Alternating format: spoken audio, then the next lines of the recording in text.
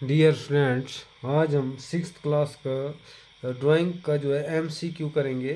तो देखो इसमें क्या लिखा हुआ है। इसमें आपके एमसीक्यू आए हुए हैं, तो आपने इसमें ऑप्शन में से टिक लगाना है कौन सा। आप अगर आपको परिभाषा अगर आती होगी तो आप कर पाएंगे, नहीं तो आप नहीं कर पाएंगे इसके क्वेश्चन। तो इसमें लिखा है बिंदु किसे कहते हैं। तो पहली ऑप्शन है बिंदु किसी स्थान को प्रकट करता है, दो बिंदुओं की दूरी प्रकट करे, जो रचना क्रिया प्रकट करे। तो इसमें आपने ये दोनों गलत है, तो पहली ऑप्शन आपने ठीक करनी है। बिंदु किसी स्थान को प्रकट करता है, ये जो है इसकी लंबाई चौड़ाई तथा मोटाई नहीं होती है ना। तो इसके आपको जो परिभाषा अगर आती होगी तो आपने इसमें ये वाला टिक लगाना है, ठीक है। फिर आ गया क्वेश्चन नंबर 2। दी हुई रेखा किसे कहते हैं। तो जो आपके पास कोई दी हुई रेखा है उसे आप क्या कहते हैं। तो देखो, जो रचना क्रिया को प्रकट करे, जो प्रश्न में दी जाती है, जो कुछ दूरी पर रुकावट पैदा करे। जो दी हुई रेखा देखो कैसे होती है। जो दी हुई रेखा किसे कहते हैं, जो रचना क्रिया को प्रकट करे। तो इसमें ये आपकी दानेदार लाइन होती है, और दूसरी जो प्रश्न में दी जाती है ये आपकी पतली लाइन और बारीक लाइन, और आपकी दी हुई रेखा आपकी जो होती है वो इस तरह होती है। तो जो कुछ दूरी पर रुकावट करे पैदा करे, तो आपकी ये इस तरह आपने लाइन देखी होगी, ये जो है।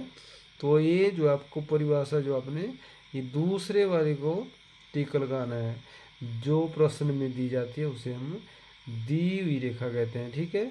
फिर आ गया उत्तर की रेखा किसे कहते हैं। तो इसमें पहली है ज्यामितीय कला में मोटी रेखा से उत्तर प्रकट करता है। दूसरा आपका जो रेखा है आधार पर सीधी खड़ी हो, आपके आधार पर इस तरह सीधी खड़ी होती है। तो फिर आपका इसमें जो भूमि के समांतर ये आपकी इस तरह होती है।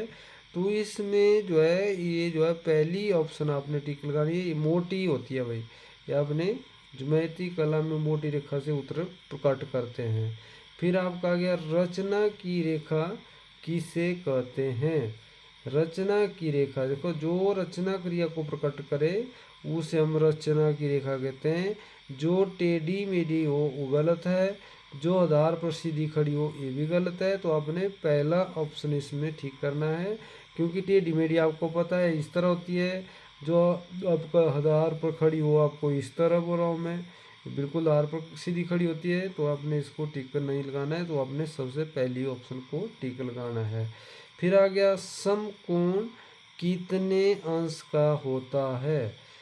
इसमें आ गया फिफ्थ क्वेश्चन, समकोण कितने अंश का होता है। तो 90 के कोण को करें, ये 60 डिग्री के कोण को या 120 डिग्री के कोण को। तो इसमें समकोण अगर आपसे पूछा है तो सम होता है बराबर, कोण होता है कोण। आपके जो दोनों तरफ, जैसे ये आपके ये लाइन ले ली मैंने, इधर मान लो मैं 90 डिग्री का एंगल बना रहा हूँ, तो ये दोनों तरफ आपका बराबर रहेगा। ये 90 इस तरफ भी, 90 इस तरफ भी, ये बराबर है। इसके ऊपर जो लाइन लगी होगी तो आपने इसको इसी तरह करना है, इसलिए आपने 90 डिग्री को टिक लगाना है, ठीक है।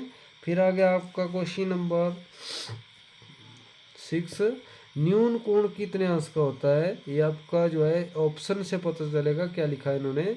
न्यून कोण कितने अंश का होता है। तो 112 डिग्री का कोण, तो ये आपका गलत हो गया, क्योंकि न्यून कोण जो है 90 डिग्री से कम होता है। तो इधर आया 60 डिग्री का कोण, इधर आया 120 डिग्री कोण। तो ये सभी कोण बड़े हैं, परंतु 60 डिग्री को आपने टिक लगाना है। 60 डिग्री जो आप जो है जो आप बना रहे हैं न्यून कोण, तो 60 डिग्री का जो है 90 डिग्री से एक भी पॉइंट अगर आपका कम होता है तो हम उसे न्यून कोण कहते हैं, ठीक है। रिजु कोण कितने डिग्री का होता है। रिजु कोण हो गया, जैसे हमने पीछे क्वेश्चन में पढ़ा था, 180 डिग्री के कोण को रिजु कोण कहते हैं। सर रेखा भी एक रिजु कोण कहलाती है ना। तो इसमें एक लिखा है 150 डिग्री, 180 डिग्री, 750 डिग्री। तो आपने इसको टिक लगाना है 180 डिग्री को। दूसरा जो ऑप्शन इसका ठीक रहेगा। ये जो है बिल्कुल इजी क्वेश्चन है। फिर आपका आ गया बैंगन किस रंग का होता है।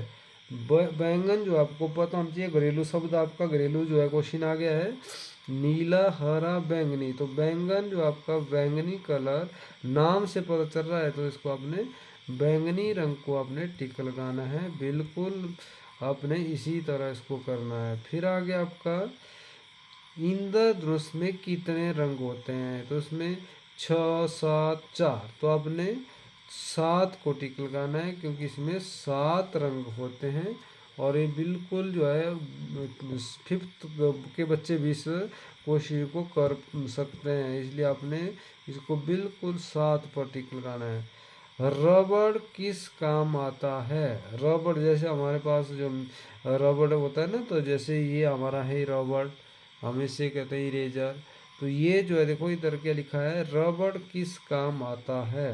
तो रबड़ इसमें मिटाने के लिए, लिखने के लिए और उपयुक्त में से कोई नहीं। तो इसलिए आपने मिटाने के लिए इसको टिक लगाना है, क्योंकि इससे लाइनें इरेज की जाती है। तो आपने इसको ये जो है मिटाने के लिए आपने इसको प्रयोग करना है, और जो है इसको जो है टिक लगाना है। इसी तरह आपका क्वेश्चन जो है टोटल ठीक हो गया। तो इसी तरह करेंगे आप, तो टोटल परिभाषा है आपकी। अगर परंतु अगर परिभाषाएं अगर आपको नहीं आई होगी, तो याद नहीं होगी, तो आप इन क्वेश्चनों को नहीं कर पाएंगे। ठीक है, तो इस तरह हमारा पूरा क्वेश्चन पेपर सॉल्व हो गया। इसमें 10 क्वेश्चन आए हुए हैं, और इसमें अपने 10 जो है ठीक करने हैं। Thank you.